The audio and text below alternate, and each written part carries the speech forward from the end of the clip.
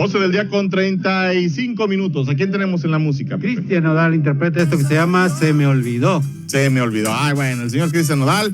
Y bueno, saludamos con gusto a la gente que nos está escribiendo. Dice, a ver, Pepe, ¿qué dice la opinión de la gente? Sí, dice, estoy oyendo la plática que dice que van a abrir los sitios turísticos. Pienso, en mi muy humilde opinión, que las gentes adultas tenemos que poner el ejemplo. Todos tenemos capacidad cerebral para saber seguir protocolos con algo que ya se quedó. Si no ponemos de nuestra parte, nosotros mismos nos afectamos. Nunca vamos a cambiar el semáforo de nosotros mismos. Depende de recuperar nuestras vidas, economía. Somos buenos para pelear por nuestros derechos, pero no para seguir reglas, normas y obligaciones. Es un ejemplo para nuestras generaciones futuras. De nosotros depende. Así es. Bueno, ahí está la opinión de la gente que nos está escuchando. Y bueno, en este entorno saludamos con mucho gusto a la secretaria de Salud del Gobierno del Estado de San Luis Potosí, doctora Mónica. ¿Cómo está? Mónica Rangel, ¿cómo está? Muy bien, buenas tardes a ti y a todo tu auditorio. Muchísimas gracias por el espacio. Doctora, pues bueno, el tema, la controversia, lo que se está, acabamos de escuchar a la directora de turismo, yo le cuestionaba si no era un tema de anarquía lo que se estaba promoviendo entre los prestadores de servicios y que bueno, si no aprendemos del ejemplo de España, Francia, hoy Israel, la agencia EFE saca un reportaje en donde dice Israel va derechito a otra vez a un confinamiento, pero más extremo del que ya tuvieron en el mes de marzo. ¿Por qué? Porque no se respetaron las reglas, se abrió el turismo, se abrieron muchas actividades económicas y bueno, la consecuencia ahí está, el sistema hospitalario casi colapsado.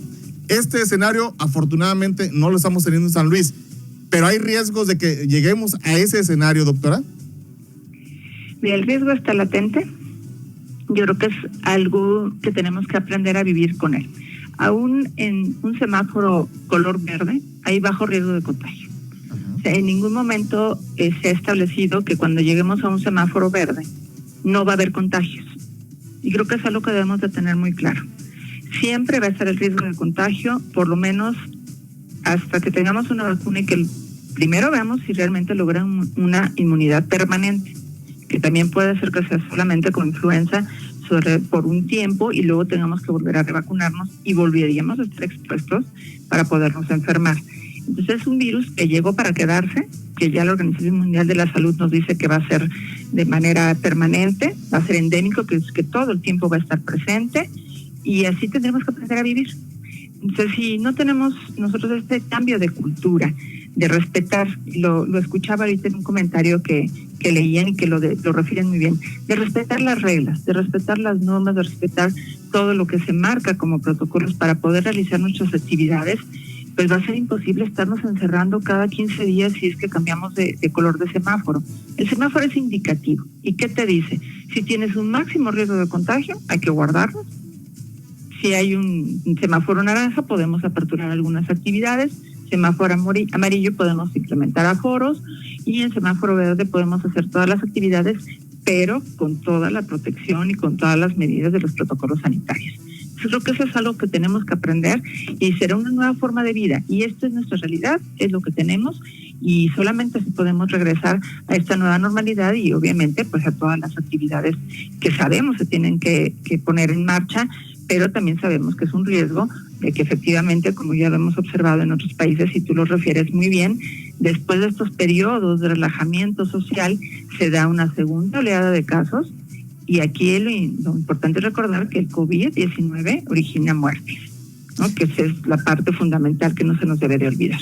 Doctora, con todas esas medidas, estaba viendo la estadística nacional en la página de salud del gobierno federal. San Luis Potosí no ha alcanzado el rango de negativo que pues de acuerdo a la matemática que están aplicando la fórmula, esto es indicativo de que se está logrando contener la pandemia, aunque esto no implica que se relaje la disciplina de salud. Sí, es correcto. Nosotros las estrategias que hemos establecido es ir aperturando de manera muy paulatina, muy pausada y con mucha coordinación con todos los sectores, de tal manera que podamos ir reduciendo de manera sistemática, constante, pero que no pasemos de un semáforo a otro en 15 días, porque esto no te permite prepararte. no te permite prepararte para una segunda etapa.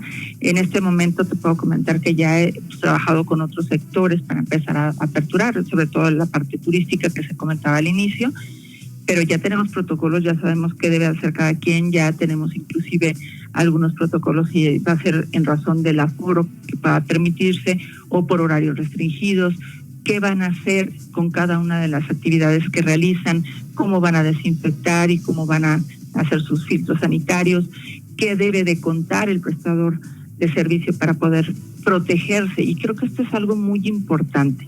En la parte de la oferta del turismo, pues las personas que vienen están 2-3 días y regresan a sus lugares, sobre todo gente que viene de Monterrey, de Tamaulipas, Guanajuato, inclusive Jalisco, que son de los que vienen, Ciudad de México, que son los que nos visitan más, pues ellos regresan a sus estados y tendrán donde atenderse. Pero los que nos quedamos, tenemos que protegernos de no contagiarnos. Si no, volveremos a tener una presión hospitalaria, sobre todo en Ciudad Valle, es donde se concentra la mayor capacidad turística, y eso es lo que debe de pensar el prestador del servicio. El cuidarme yo, porque tengo que ver dónde me van a atender. Si es que no mantengo, exijo, reviso y hago que se cumplan todos estos protocolos. Entonces debo de pensar en mi familia, debo pensar en que si yo pierdo esa fuente de empleo porque tengo que retirarme 14 días u hospitalizarme hasta 8 semanas, pues va a ser peor que aperturar de manera rápida o no seguir con los protocolos que se han establecido para poder proteger tanto al prestador como al usuario del servicio turístico. Don Omar, ¿qué le quiere preguntar a la doctora? Secretaria, muy buenas tardes, le saluda con gusto Omar Gómez. Hace días pues se dio a conocer la noticia de que la Universidad de Oxford, en conjunto con AstraZeneca, había suspendido la vacuna por una prueba no favorable en una persona. Yo le quiero preguntar ante esto, el Estado potosino tiene todavía la esperanza de que esta vacuna, hoy en día, más bien, pues ya... Esta fase de prueba. Ya esta fase de prueba pues se concrete. Sí, qué importante lo que preguntas. Mira, aquí cuando se va fabricando una vacuna puede haber algunos tropiezos, y en este momento lo que se dio fue específicamente un solo caso en donde se presentó una situación de una complicación en un paciente.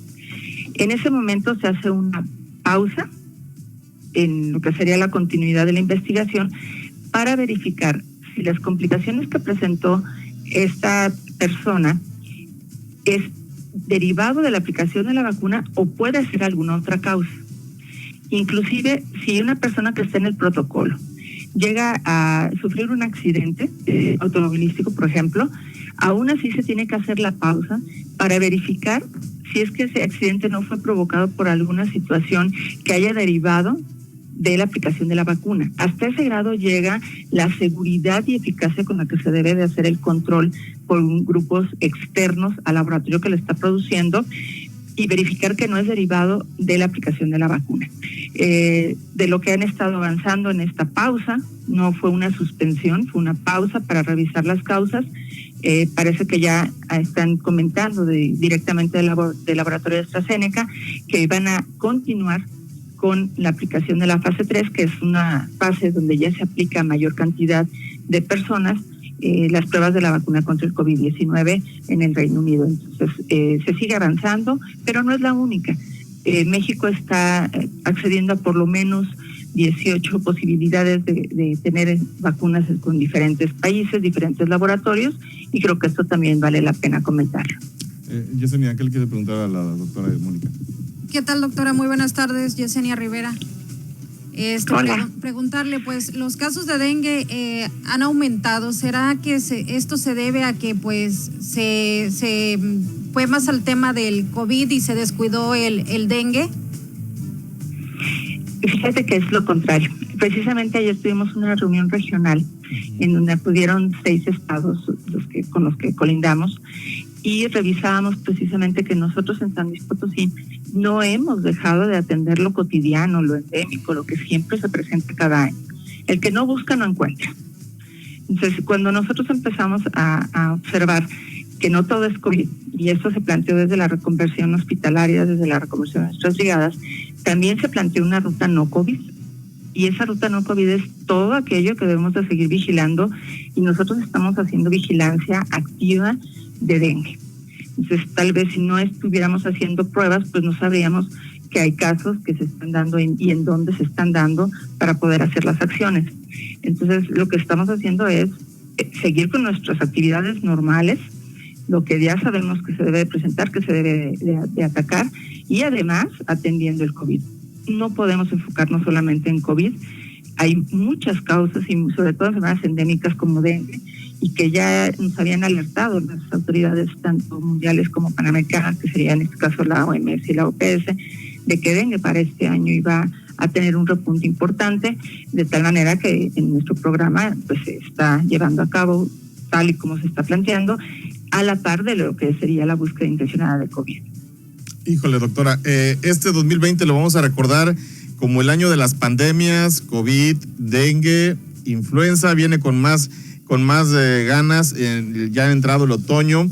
Es un panorama complicado, pero una vez más, si la gente, si nosotros, el ciudadano común, no conserva las medidas, irnos a vacunar, limpiar nuestra casa de objetos que puedan ser la residencia del dengue, híjole, pues en nosotros está que estas pandemias nos afecten o bien las veamos pasar con un grado de afectación mínimo. ¿No es así, doctora?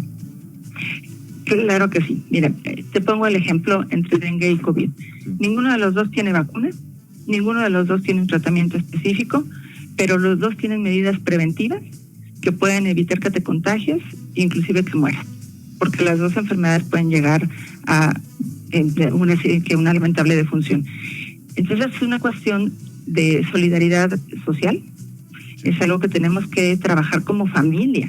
Si lo bajamos al núcleo familiar y nos cuidamos de la familia, será mucho más fácil evitar que también el vecino, si está haciendo lo mismo, pues tenga cacharros, se desarrolle el mosco, y obviamente que el mosco pues vuela y es muy domiciliario, de tal manera que podemos evitar enfermarnos de dengue. Lo mismo pasa con COVID, si utilizamos la mascarilla, si nos lavamos las manos, si respetamos la distancia, si limpiamos las superficies, podemos evitar que en la familia existan casos y obviamente también pues enfermar a los que están cerca de nosotros. Entonces son pues prácticamente enfermedades que van a estar ahí, que tenemos las medidas preventivas y que hemos vivido, por ejemplo, con dengue años y sabemos qué hacer, y ahora será con COVID lo mismo. Entonces sí está en nuestras manos llevarlo a cabo. Con influenza tenemos afortunadamente una vacuna, y aquí es importante comentar lo de influenza. La vacuna de influenza lo que hace es evitar complicaciones. Uh-huh. Por eso se aplica de inicio a los grupos de riesgo, sí, aquellos que tienen mayor posibilidad de morir. No es que no te vaya a dar influenza, sí te puedes enfermar, pero te va a evitar que te compliques si tienes alguna situación de una comorbilidad. Y con influenza también tenemos un antiviral específico, que fue muy rápido el poderlo encontrar, no así con COVID o con dengue, que no se ha identificado un medicamento específico.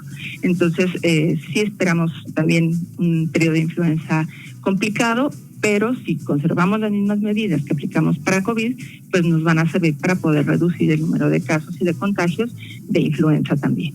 Pues doctora Mónica Rangel, le aprecio mucho que nos haya tomado la llamada y sobre todo generar estos espacios de posturas, que la gente contraste la información, que la gente considere el tema de la autoprotección y sobre todo que entendamos que la cultura de la salud empieza por nosotros mismos. Doctora, le mando un abrazo. Muchas gracias, doctora. Igualmente, un abrazo a los tres y muchas gracias a todo el auditorio que nos escuche. Aquí le esperamos dentro de 3 semanas para que volvamos a hacer este ejercicio de comunicación. ¿Le parece? Claro que sí, con todo gusto, a tus órdenes. Gracias. Es Mónica Rangel, secretaria de Salud del Gobierno del Estado de San Luis Potosí. Vamos a una pequeña pausa comercial. Viene Oscar Bautista, vamos a platicar con él.